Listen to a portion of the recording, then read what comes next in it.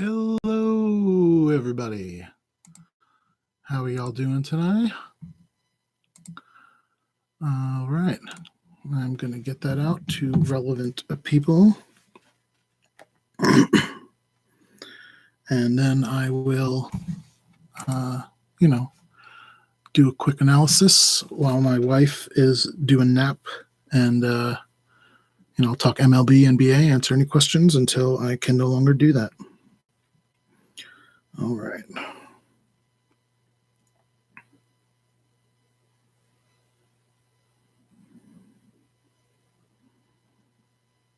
Let me plug this up too, because that is about to run out.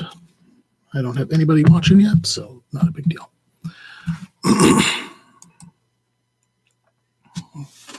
They can look at my duckies for a second while I do the end of my medicine.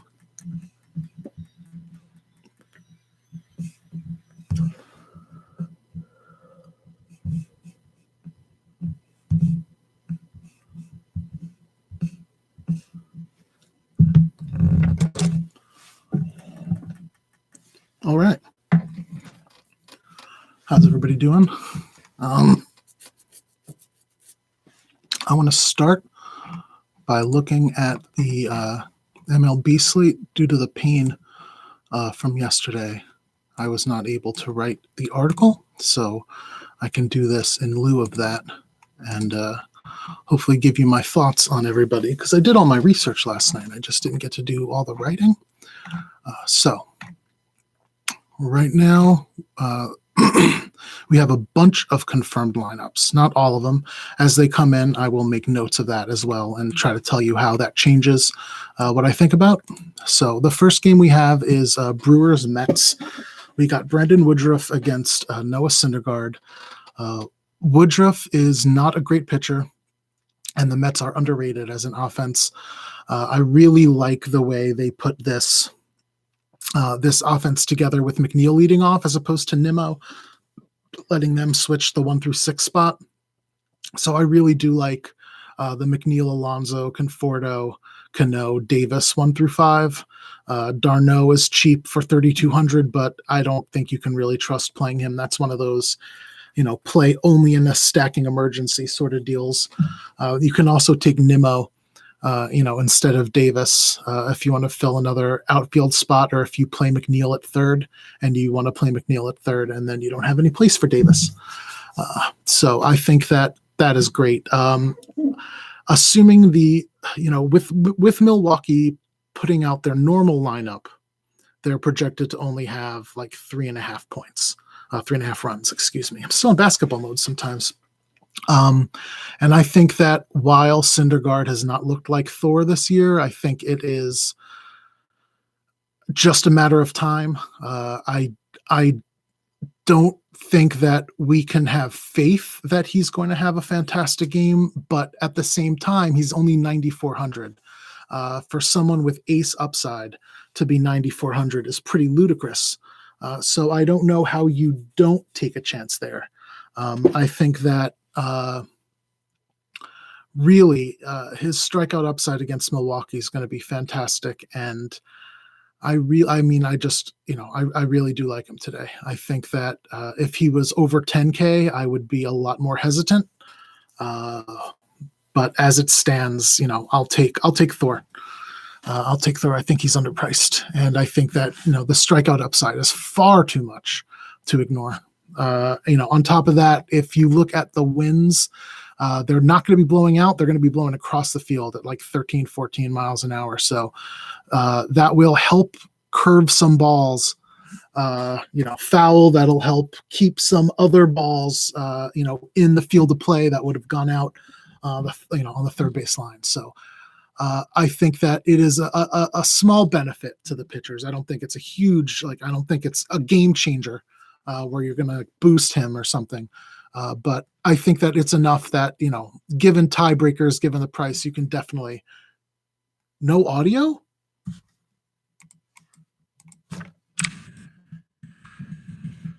Huh. Let me check that. Is that better? Hello? If I tap that, Okay.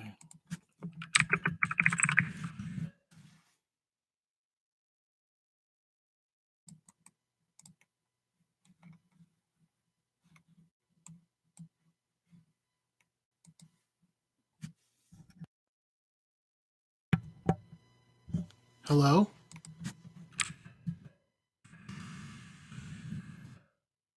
You can hear me? Okay. Yeah, it looks like the dots are going off. Okay. Thank you, Braden. Okay. Oh, okay. Cool. Hey, above the rim. What's going on, man? I will talk basketball after I do the baseball, unless you have questions, because questions come before anything else. But as of right now, I just finished going through Mets Brewers. Thank you for joining me above the rim. It's really awesome. Hopefully, we get more than the 4 people, 5 people. But if not, hey, I'm here to do what you guys need and answer any questions that you guys have until, like I said, my wife wakes up from her nap. Okay, so next up is Angels and Royals. We have the confirmed Royals lineup, and it is pretty much exactly what you would expect, except Kelvin Gutierrez, who is not anybody, is batting seventh and playing third base. So I don't think Jaime Barria is anybody you need to pitch. I don't think you're really going to go on him, even with the 6,900 price tag. And the Royals have not been hitting well lately. So I think that it's easy to kind of just ignore this whole thing and maybe just take some one-offs. I always think Mondesi and Whit Merrifield are great because if they don't hit you a home run, the Royals play small ball enough that they can spray a couple hits and then get a couple stolen bases because they really don't mind doing that. And 2 stolen bases and a hit is 12 points, which is just as much, almost as much as a home run. That's not a bad way of approaching it. Not everything is going to be home runs as much as the home runs are. Okay. Well, then whoever was listening downstairs, how's it going, folks? So we have that, and then we have Jorge Lopez, who is also not good. But again, neither is the Angels' offense. I think that, Mike Trout, as I explained earlier, is a reverse splits guy, and I think that's going to help him against Lopez here. I don't think Lopez is going to be able to do anything but work around Mike Trout. I don't think that. That's not fantastic news that, breaking news that you're going to get. Mike Trout is the best hitter in the game. He's probably the best hitter since Mickey Mantle. But again, we're playing the one-off game. We're looking for some home runs. Mike Trout is going to be one of the best spots today without any problem whatsoever. And the next game, we have the Rockies and the Braves. We've got both of these lineups confirmed. The Rockies are pretty much what we would have expected. Blackman, Story, Murphy, Arenado, Dahl is the top 5, which is the best. McMahon is going to be batting 6th, and then Tapia and Walters are going to be the 7 or 8. I think this is a tricky spot. Mike Foltynewicz is coming back for the Braves, and Folty is a fantastic pitcher. If he is on, he's got murderous stuff. He is definitely ace caliber. He is someone I would definitely consider using Foltynewicz a lot more than I would consider using these Rockies bats. He really does have that kind of dominant, like 100-mile-an-hour stuff. He should be stretched out enough from his other starts in the minors to get him ready for today. They were going to make sure that he was ready, and I think 8,800 is too cheap for him as well. I think that Thor has more upside and a close enough price that you would want to go to him. But I think that Foltynewicz has a better matchup, and those several $100s could be a lot in terms of getting a good bat versus a mediocre bat that you're kind of hoping and praying on. Plus, as nice as Tapia, I always do that. Tapia has been, in his limited run, he's not someone I trust. I don't think he's very good, and I think he's getting that Coors Field bump. So seeing Tapia and Walters, McMahon hitting are not things that worry me whatsoever. I have absolutely no problem going heavy on Folty here. On top of that, he has normal splits, but it's not like extreme. So it's not like loading up on lefties is going to be, an Achilles heel that's going to knock him out of the game, like he was, Julie Chassin or Felix Pena or one of those guys that can not really handle lefties. Faulty can handle lefties. He's just not as good against them as righties. So this Rockies lineup doesn't worry me at all. John Gray is interesting. I've talked about John Gray. Well, first of all, we've got for the Braves, Albies, Camargo, Freeman, Acuna Jr., Markakis, Swanson, McCann, and Ciarte, which is basically, again, the lineup that you would have expected today. There's not much of a difference here. I believe the only thing I have is that Donaldson is out instead of Camargo is, batting second instead of Josh Donaldson, which is a slight downgrade, but it's okay. The thing about Camargo is that he is, let me double check this to make sure. Camargo is an extreme right-handed batter, which means that if you are using Camargo, you only want to use him against lefties. So when I'm going to talk about John Gray and what you want to do about him, you have to make sure that you keep that in mind, that even though he's batting second, Camargo is an extreme right-handed batter, which means you cannot trust him batting from the left-hand side. I do not trust him. He might get a hit, he might do okay, but he has proven with a atrocious OPS and other advanced stats over his career so far that he can switch hit. He's one of those guys. He would be better. I really believe he would be better if he just picked right-handed bat and stayed that way the whole time. He's really is that bad at batting against righties. So that being said, John Gray is someone who I've talked about before because Coors Field is something that you really need to get into a lot more than you would normally when you're looking at pitchers, because the Coors Field effects is real. It hurts your pitches. It makes you worse. We've seen it from superstars since they started, regardless of the humidor, regardless of everything else.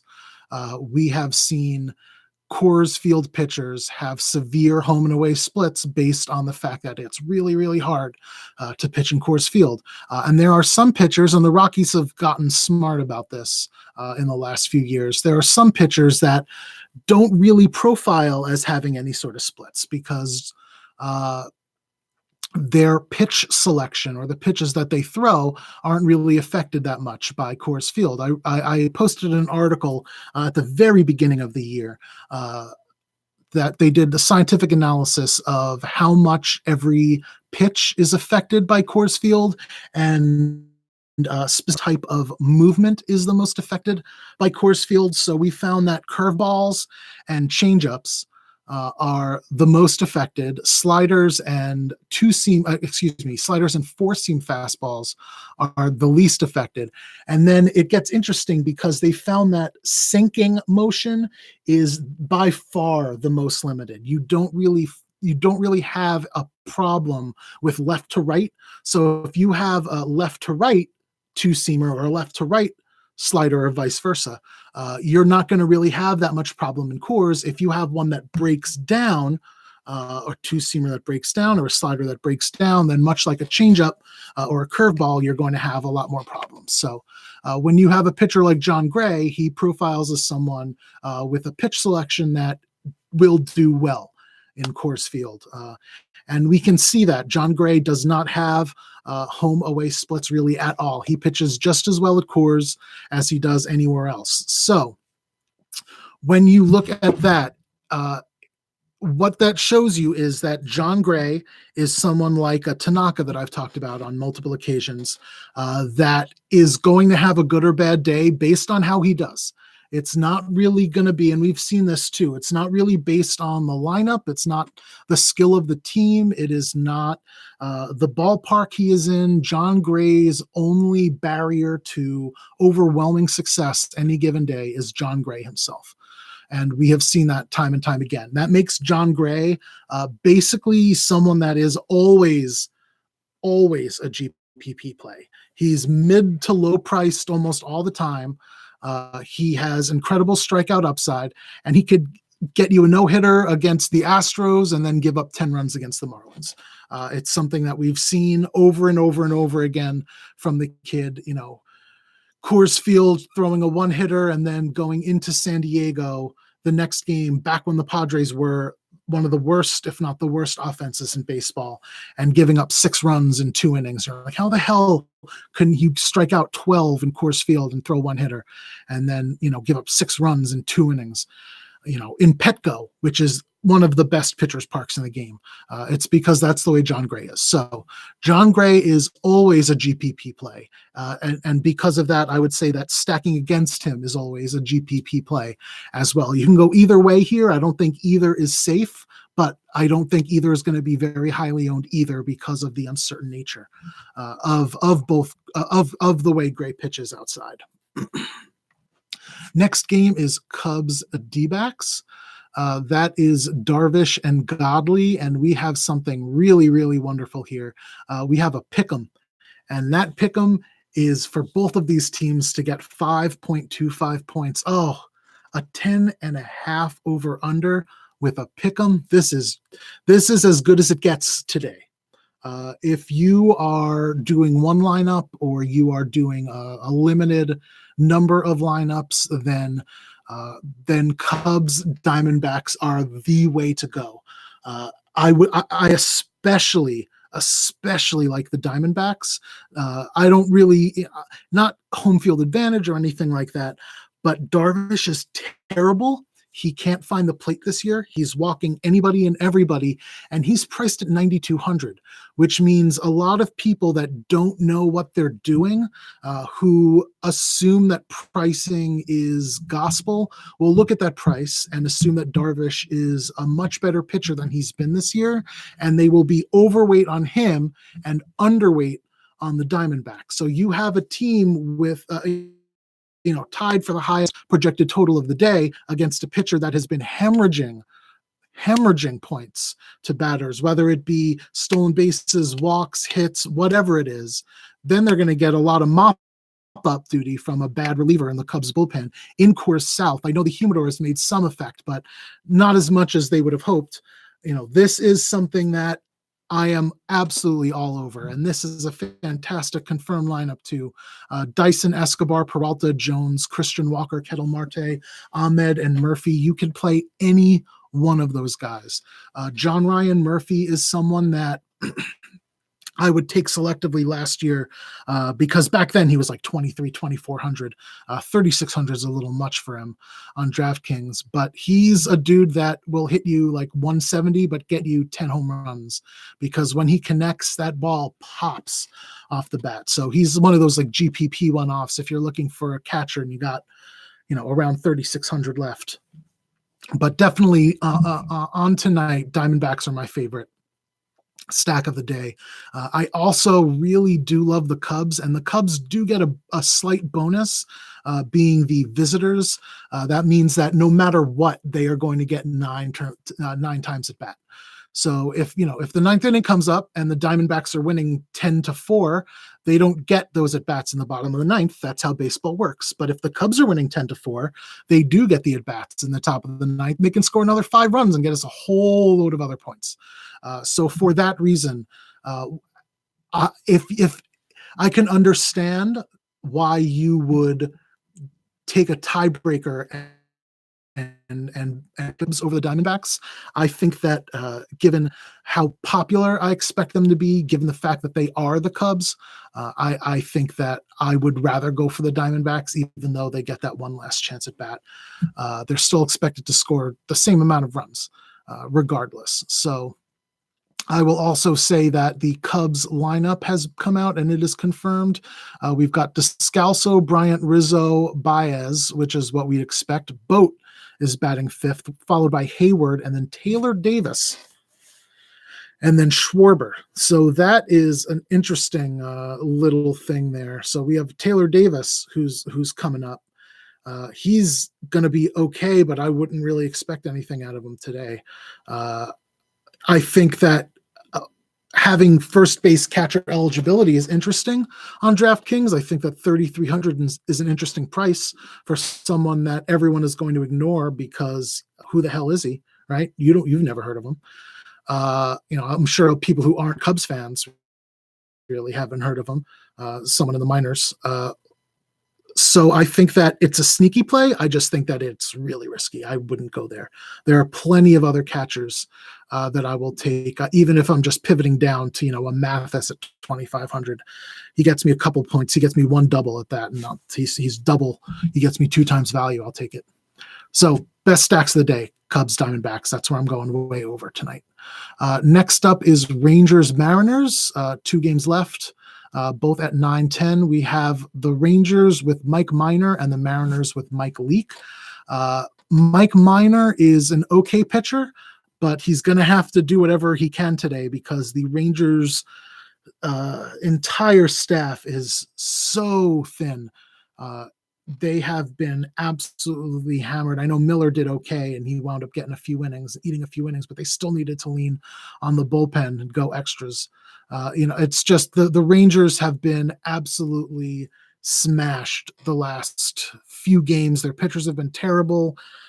There's been a lot of talk amongst the beat writers and the Texas Rangers that they are going to DFA some people just to make room on the 40-man to get looking bad. The one thing is that Mike Minor is kind of like the ace of the staff. He's not great, and that's not saying a lot given how good this staff is, which is not. But he's the one that I would expect to have the greatest chance to eat those innings up. So, they can say, Minor, you're going 6 innings today. I don't care if you're giving up 5 runs, you're going 6 innings today. And we've seen this before. It's kind of counterintuitive. But just because you're giving up runs doesn't mean you cannot have a serviceable and functional score. He can strike out 10 dudes, and if he strikes out 10 dudes and gives up 4 earned runs in 6 innings, he's still going to wind up with, 18 to 20 DKP at very low ownership. But it's one of those game theory type plays. It's not like I'm saying Mike Minor's fantastic. It's one of those things that I think that he's going to go under-owned for how much they need him. The reason that I wrote up Hearn a couple of days ago and wanted to take a GPP chance on him was for the same reason. They called him up and basically said, like, we need you to go as long as you can, and we don't have anyone else. They got 2/3 of an inning and they had to start bringing in the bullpen again.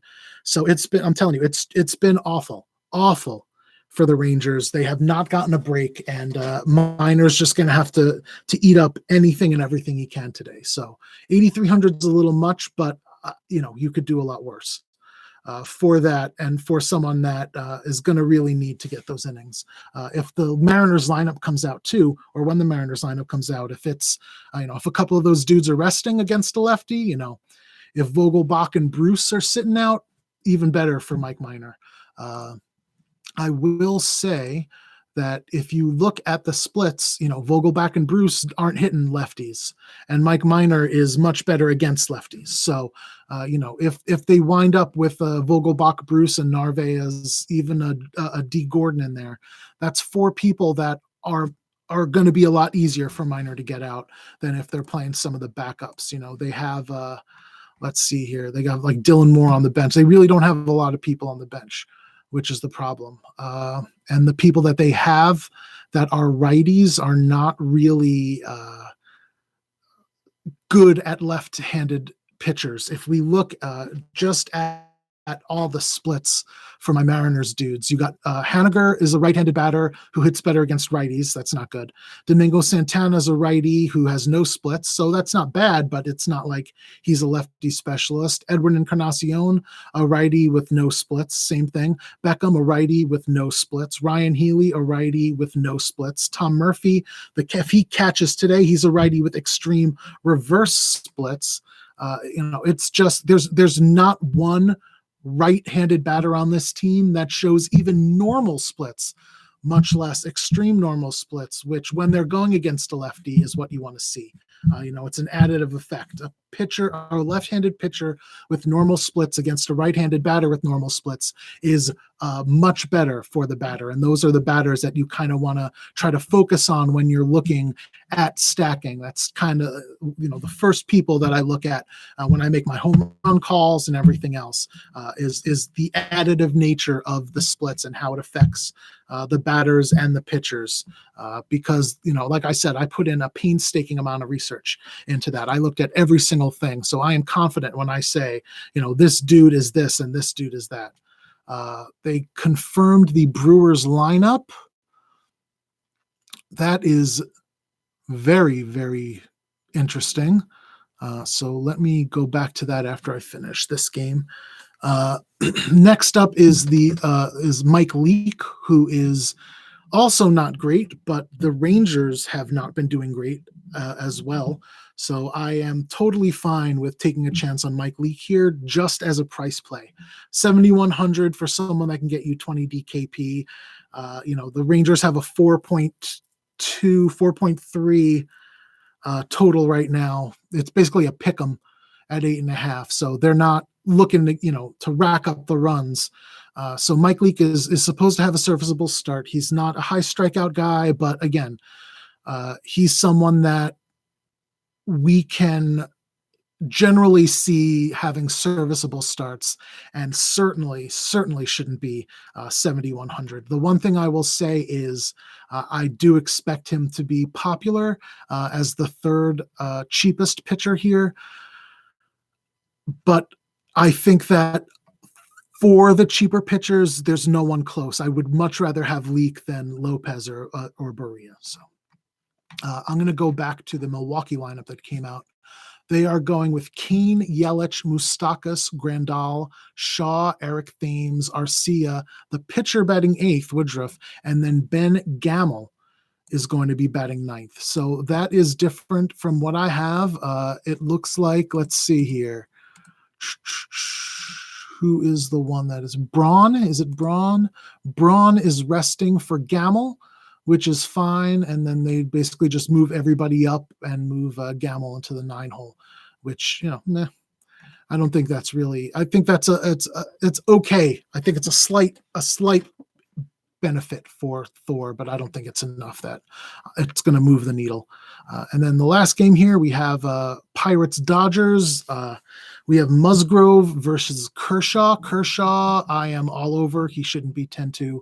He looks healthy. He looks like he's great. And Los Angeles with the marine layer at night is something I love. A lot of people don't realize just how much of an effect the marine layer has.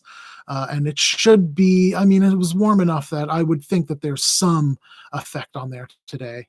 And the Pirates offense is pretty terrible. Young Ho Kong is batting fifth, and he's as extreme reverse splits as it gets. So they keep trying to play him against lefties, not realizing that he's much better against righties. So it just doesn't look good for them. I don't think Frazier and Polanco are going to be able to hold their weight. I don't think Cervelli, Reynolds, and Tucker at the bottom of the order are going to be able to hold their weight. Cervelli's okay, obviously, but not against Kershaw. They have a 3.1 total. I believe that is the lowest on the slate, if I remember. Yep. Second is the Brewers, but we got into Thor already and how underpriced he is. So yeah, Kershaw, favorite play on the slate. All things considered, even with pricing, he could be a lot more than that, and he would still be my favorite play on the slate. And then I think Musgrove is underrated, but I think that you have to kind of be worried about the Dodgers lineup anytime they face a righty, no matter who it is. They could be facing an ace, and I would still be really hesitant because they are really good at hitting home runs and fucking people up. And we've seen that all year.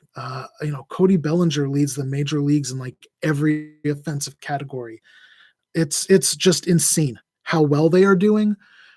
And I consider them so it's one of those things where the ownership on them is always going to be there, but it's never going to be high enough. So I think that you honestly can consider playing the Dodgers any day. The better the pitcher, the sneakier the play. So on a day like today, I don't think we're going to have a lot of people paying 5,800 for Cody Bellinger against Joe Musgrove when he's been pretty damn good this year and is priced 9,000. I think that's the best time to play them when their ownership is the lowest, because as we've seen, it doesn't matter who they're going against. Okay, so that wraps up the late slate in baseball. Does anybody have any questions on anything baseball-wise? Or I am going to get to some thoughts on the basketball slate before I wrap this up. Let me pull up the Vegas info. So I'm going to move on then. So we have a really fun. I'm not normally a 2-game slate guy, but I really like this 2-game slate. I think San Antonio, Denver, this is going to be a hell of a game. And Philadelphia, Toronto, they haven't played each other since. So the last time Philadelphia played Toronto, the day after that, the Sixers acquired Harris and Boban. So we can see that, they have not faced each other in a meaningful way since the rosters became what the current rosters are. So it's going to be really, really interesting to see how all this works. Let me open up the pricing, because I know who I like and I know the matchups that I like, and I can definitely get into that. But it would definitely be better if I knew how much everybody, or I remembered how much everybody is, because I do have a lineup already. Pardon me. Okay. So let's look at Philadelphia first. So we have basically the same rotation they've been running out. We're going to get Simmons, we're going to get Redick, we're going to get Butler, we're going to get Harris, and we're going to get Embiid. Embiid is underpriced. Excuse me. He is this offense. I know Gasol is fucking fantastic at defense, and that's the whole reason they got him. And the Sixers have not played Toronto since they got Gasol either. So I think that there's a lot more uncertainty on Embiid today, and I actually think that uncertainty and the fact that people are really going to want to play Jokic is going to lower his ownership to a degree, and I think that is a mistake. I know Gasol's great, but there's a big difference between last series and this series, and I have all the faith that Embiid is going to be an absolute monster. I think he's gotten enough rest, and he showed that he was able to go over 30 minutes anyway. What was it, the second to last game? Let me check. I think he got like 32, if I remember right. Yeah. On 420, he got 32 minutes. That was a 77-point performance against Brooklyn when they did not blow it out. So he's proven that if the game stays close, he's going to get the minutes. And he's someone that's going to get over 50 DKP no matter what. So Nick Nurse is a good coach, right? I'm not going to argue that. I just don't know if he's going to play it as smart as he needs to. If you watch a lot of these games, you know what these rotations look like at this point. And one of the things they do with Embiid is they substitute him out like after 4 or 5 minutes, and then they don't bring him back in until a while into the game, end of the first quarter, beginning of the second quarter. And when that happens, he's generally going against the backups, and we see him go from, a good player, a great player even, to a disastrous wrecking ball of a player. So if Nurse, and this is going to be honestly one of the most important things I think in this series, if Nurse runs a parallel rotation to the Sixers, by which I mean if Nurse takes Gasol off the court whenever Embiid is off the court, and then puts Gasol back on the court whenever Embiid goes back on the court, then they have a much better chance of limiting him, not stopping him, because I don't think you're going to stop him. I'm going to play him regardless. But if they play their normal rotations, which is what we normally see people do, then Embiid is going to get a ton of minutes against Ibaka, and Ibaka is as bad as defense as Gasol is good at defense. So I think that the way that the Sixers stagger Embiid gives a huge boost to Embiid unless Toronto plays it really smart.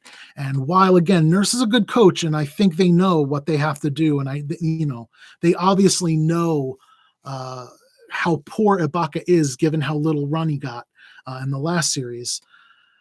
I really, really think that we're going to have to wait and see, but I'm going to work off of the assumption that they play a normal rotation and that Embiid gets a ton of minutes against Ibaka, and that is going to be just murder. I don't think Embiid is my favorite play on the slate because I think Kawhi is underpriced, but Embiid is right up there, and he will be the first center I lock in and one of the first people I lock in, period. I think, like I said, people are going to go for Jokic. People are going to be worried about Gasol. People are going to see that big red 9th on DraftKings next to the opponent rank, and they're going to downgrade him in their minds when that's just not fair. I don't think it's fair, and I think that the Sixers are going to work. Brown is going to work well enough to get Embiid on Ibaka as much as possible, and at that point, sign me up. So then, when you're looking at the Raptors, it gets a little tricky. So you have Danny Green and Lowry, who are both fantastic defenders. The Raptors were one of the best perimeter defenses on the season. So this is one of those series when I am not at all. I don't think unless Redick's price completely, 47's low, but I'm talking even lower than that. Unless Redick's price gets into 4,000 territory, I am probably not going to play him. Maybe in showdowns, if there's a showdown, but pardon me, I need a drink.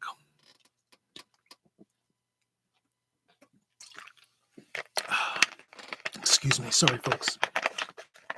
But yeah, the perimeter defense is just too good, which means I think that avenue is going to be taken away. I think that Butler and Kawhi is a great, great matchup. And while I think that Kawhi is the unstoppable force on the Raptors, and he's going to be the one that controls the game.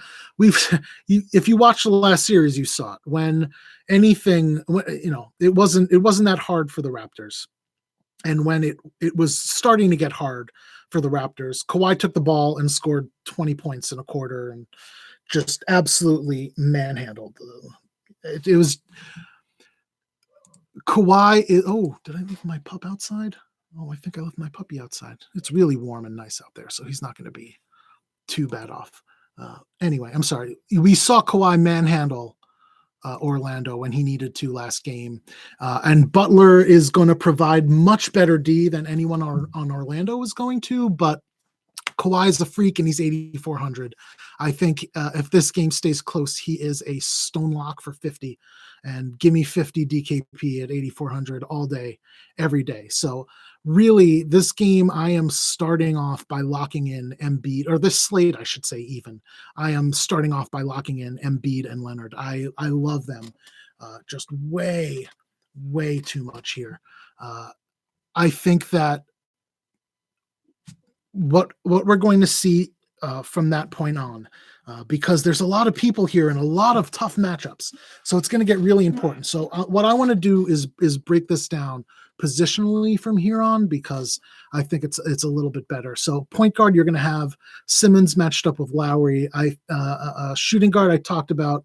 We have Danny Green, who you just never play because he's a defensive dude, against Redick, who they're going to take away.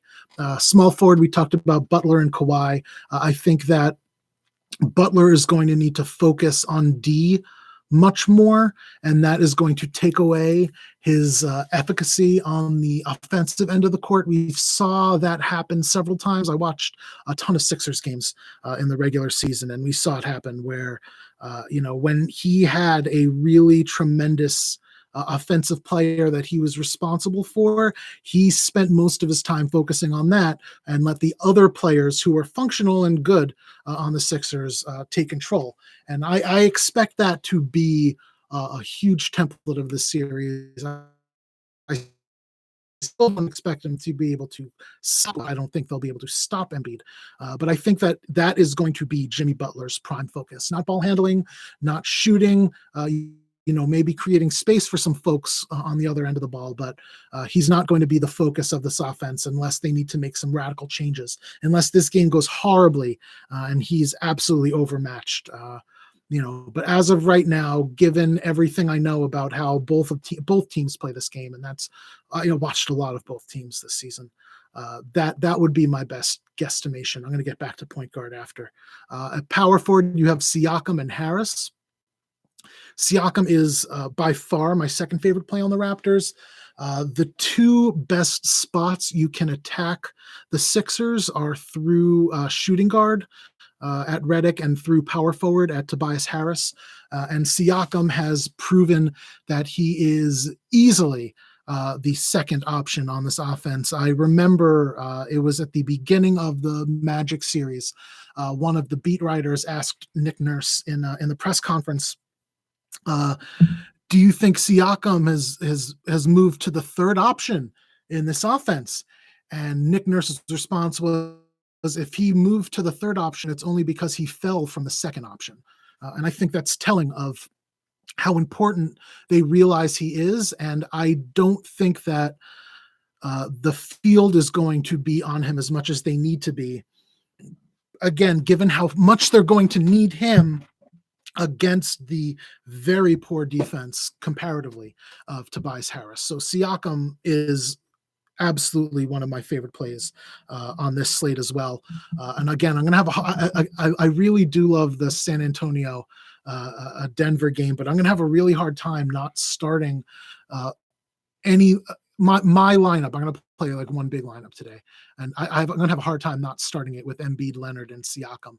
I think that it's a good way that to get three relatively popular players, but get it separate from the field, because I think that a lot of people are going to be much more hesitant to spend three big salary pieces on this one game when you have like a Jokic and an Aldridge in the other game, who are both capable of going ham as they've shown. Look at Jokic last game, Jesus.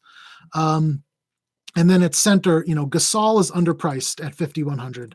I have no problem playing him. He's only getting 25 minutes a game,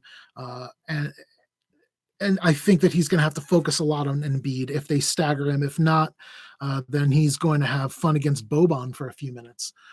But regardless, 5,100, he's like a cash game type dude. Like with the limited minutes, I don't expect him to have a 40-point game unless they decide to, take the leash off him, which is possible, but I just don't see it happening. I think that he's a safe bet for around 25 DKP. So if you're doing like a cash game in the small slate, then Gasol would be one of my favorite plays given the price point, but he just doesn't have the upside that I think is going to win you any tournaments. I think that I think that Ibaka for 200 less is a much better GPP play because he's going to get the minutes that Gasol doesn't, right? And he's proven his offensive prowess, and the Sixers defense is good, but excuse me, if he's going to be run out against the second unit, then I trust that he's going to be able to put some points up in a short period of time. Um, and like I said, they've been splitting them, and I think a lot of the focus and ownership is going to go on Gasol. But you have Ibaka, who's $500 cheaper, who's been putting up just as many points as Gasol, getting almost as many minutes as Gasol, and who has dual position eligibility. So you don't have to clog a center spot and play him. It's not someone, again, I'm not like saying like play Ibaka tonight, but it's a great GPP play that no one's going to be on and has a good chance of getting you 25 to 30 DKP at that price, which again, you really can't complain about on a 2-game slate.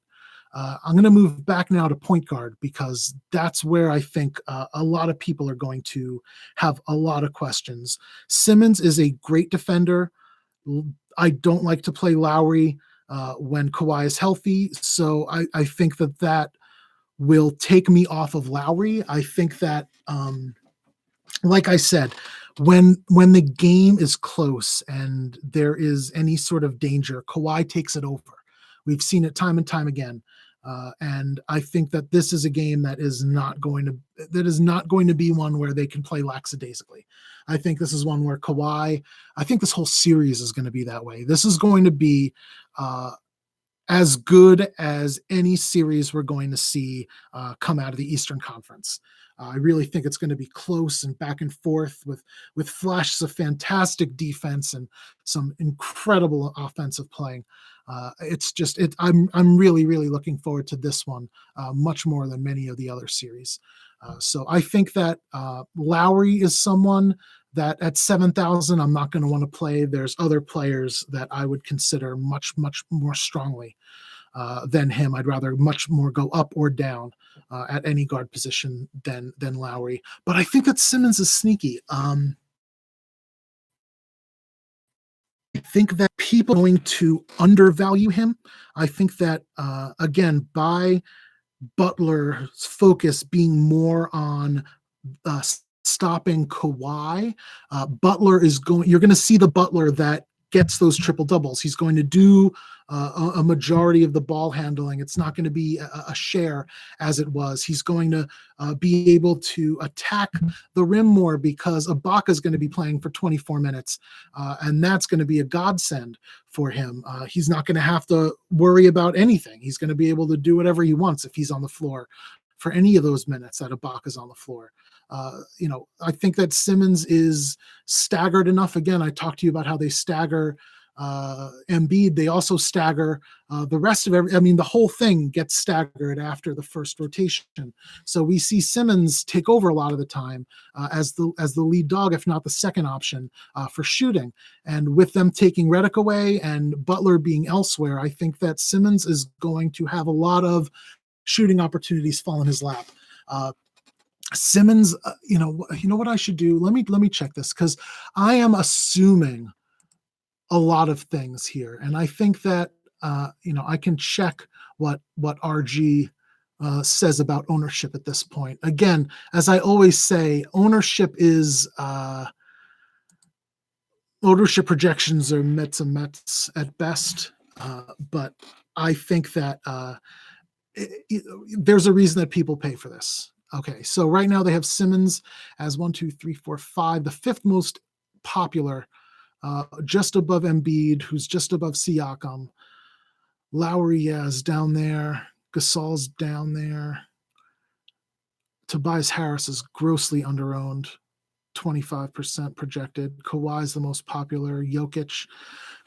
Still, Simmons should be more popular than that, and I'm going to stick by that. I think he's going to be more on the 30% range than the over 40% range, given the other game. I do not see ownership going to over 40% on Ben Simmons. So again, to sum up this game, I am a big fan of Embiid, Kawhi, Simmons, Siakam, and not so big a fan of anyone else. I think that Boban is priced too high. I wish Boban was in the 3K range, 4,100 for the question mark amount of minutes, because who knows? He's only playing when Embiid is not playing. And if Embiid's going to play 35 minutes, he's getting 13 minutes, and I'm not paying 4,100 for that. I know he can get you 20 something points, but at 4,100, that's not as good as if he was 3,300 or 3,400 getting you 20 something points. And there's just no one else that I'm really that interested in. The one person I hadn't been looking at is Van Vliet, and he's just not getting the run and the usage that he needs to. So yeah, those are the four guys. If I'm going expensive, I'm going expensive with this two other amazing players on this slate that I would also love to get in. And that is obviously Jokic and Aldridge. We have seen Jokic. Let me just give you the exact stats from last game. He got 38 minutes, 43 points on 19 for 30 shooting, 12 rebounds, 9 assists, 2 steals, 1 block, only 2 fouls, and only 2 turnovers, 79 DKP. He gets that 1 extra assists. That's what, 84? Damn. That's good, man. That's good. And this game matters, as much as any game can matter. I think that at home, this game is in Jokic's hands. That's a hard thing to put an apostrophe S on the end of. I think this game is in his hands. I think that he's going to be incredibly owned because of it. But I also think that this game is worse than the other game in terms of defense and in terms of point projections, and fantastic. I just think that, if you're doing however many lineups, go nuts. Jokic is one of the best plays on the slate. No one's going to argue with that. I just think that for what I'm doing, which is a one lineup, I'm not doing single entry only. I'm just doing one lineup into GPPs. I am going to pivot to Embiid, who has already shown he's projected for less than 30% ownership and should have the same basic ceiling of Jokic. The one thing I will clarify, or the one thing I will say, is the defense for the Spurs at center is pretty awful. And if they start LMA at center, then that is enough of a boost to Jokic for me that I am going to be heavy on Jokic over Embiid, because LMA is one of the worst. LMA was one at center. He would have been like worst at center. So Jokic getting a matchup against LMA at any point is just meat. And you can see that he's been taking advantage of that so far this series. So Jokic, again, no one's going to tell you otherwise. He's one of the best plays anytime he's on the slate, especially when he's hovering at the 10K mark, which he really shouldn't be. He's way better than that. I don't know how you come off like an 80 DKP performance and your price is still 10-1. It just doesn't make any sense. But again, he's a lot more popular than Embiid. So if you want to pivot down, because who the hell knows what happens, I definitely am in favor of doing that in one lineup guys. And then the other player that I really love here is Aldridge. I don't love a lot of the expensive guys. We've seen the defenses take their tolls on a lot of the players in this game, with the exception of Jokic and LMA. He just put up 50 DKP in 38 minutes, and he could have done even better than that if you watch the game. He has been playing fantastically. He is getting run against some poor defenders, and they are putting the ball in his hands because you are seeing Torrey Craig and Harris and underrated guard defenders from the Nuggets make it a lot more difficult for DeRozan and White in most of these games. DeRozan did well last game, but that was what was it? Hold on a second. Okay. DeRozan, yeah, that's what I thought. I was going to say about 75%. He shot 75% last game. So let's see. This whole series, he shot 35%, 58%, 50%, 54%, 40%, and then 75% last game. Only game he did well. Don't expect that to happen again. He's not giving you the counting stats. He's not giving you the peripheral stats. He's not a risk for getting any of the double bonuses or anything like that.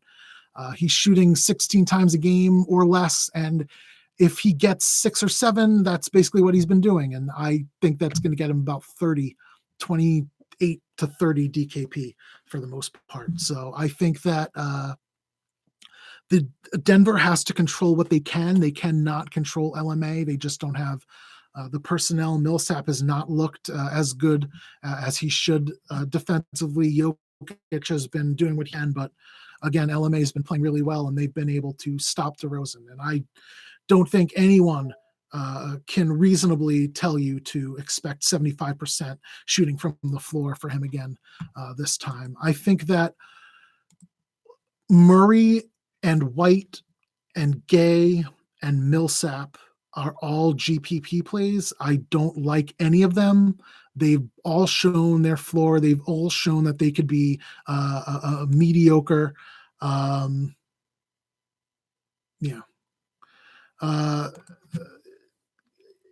Sorry, someone sent me a message. My stats guy.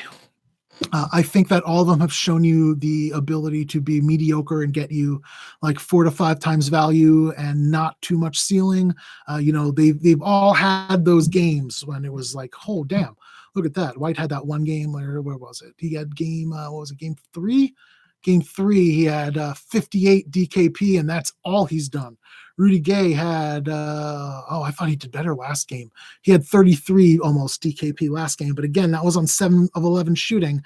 That's the only time he's gone into double digits this whole series.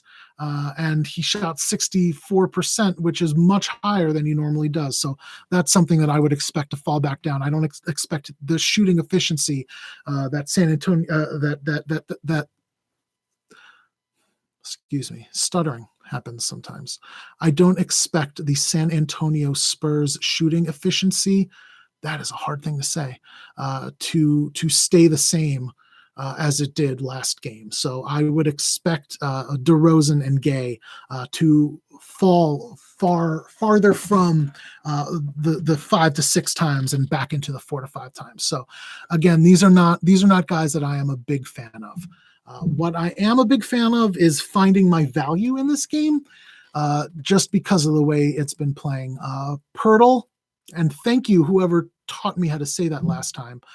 Pirtle is going to be getting you around 25 DKP, and he's 45. If he was 5,000, it would be a different story. But at 45, you got to take a chance on him.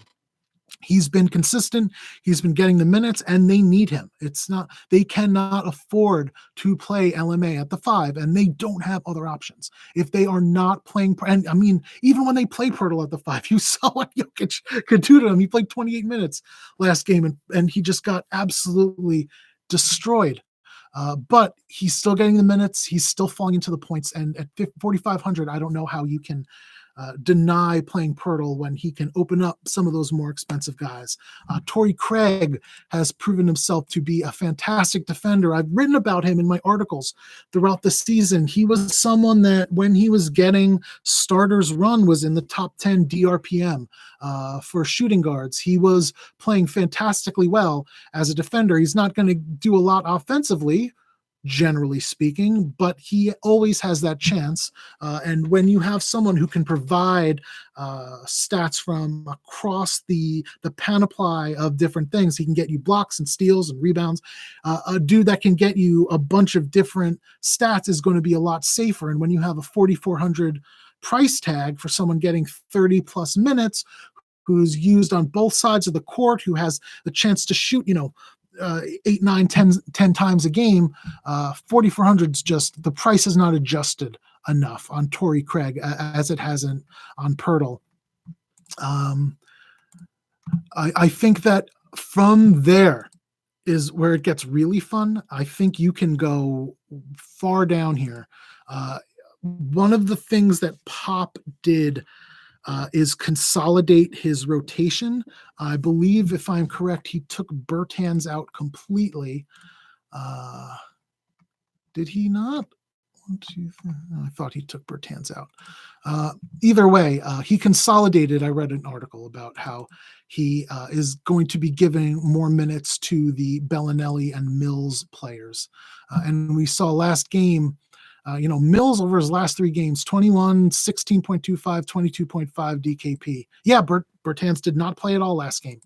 I was correct. And then Bellinelli, 13.75 and 15.5. Not fantastic by any stretch, but he's 3,000. You're paying 3,000. You get 15.5, and you get to fit, Embiid, Jokic, or whoever the hell else in this lineup. Then thank you very much. Mills, 3,400. He's going to get you 22 to 25 DKP when we're struggling to see people who are 5,000 do that. Thank you very much. Mills is my favorite value play of the day, with Bellinelli coming in just behind him at that 3,000 price point. And then that's basically it. So if anybody has any questions, I would love to answer any of them before I go. Otherwise, I am going to take off and wish you all the best of luck today. And thank you all for joining me. I really do appreciate it. That's more than I expected to have at this random time on a Saturday afternoon with no warning. So I do appreciate it. I love all of you. I really do. Thank you so much. I can't express how grateful I am that anyone wants to watch me do anything at all. It's fantastic. And I hope y'all have a beautiful day. Thank you. Best of luck. Let's hope one of y'all wins GPP tonight.